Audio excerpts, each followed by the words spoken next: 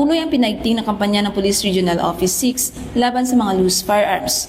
Sa loob lamang ng 24 na oras, mula alas 6 ng umaga ng Hulyo 25 hanggang alas 6 ng umaga ng Hulyo 26 taong kasalukuyan, mahigit 60 barila at 15 eksplosibo ang voluntaryong na-recover sa iba't ibang bahagi ng Western Visayas. Ang Police Regional Office 6 ay nakapagtala ng 64 na baril at 15 eksplosibong recovery sa magkakahiwalay na operasyon sa buong Western Visayas sa loob ng 24 na oras. Batay sa accomplishment report ng Pro-6, nagsagawa mga operating unit ng 73 operasyon na nagresulta sa 58 voluntaryong sinukong baril, 6 na baril na idiniposito sa ilalim ng ADFIR program at 15 voluntaryong sinukong eksplosibo.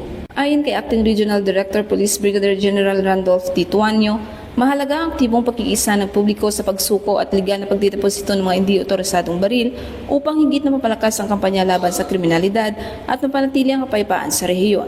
Patuloy na manghinikayat ng Pro-6 ang publiko na agad iulat sa pinakamalapit na himpilan ng pulisya o sa 911 ang anumang impormasyon kaugnay ng iligal na pagmamayari, pagdadalaw paggamit ng mga baril at eksplosibo bilang bahagi ng layunin nitong isulong responsive, trusted at transformative policing tungo sa mas ligtas at mas mapayapang Western Visayas, kasabay ng pagsulong sa bisyon ng PNP na bagong PNP para sa bagong Pilipinas, serbisyong mabilis, tapat at nararamdaman.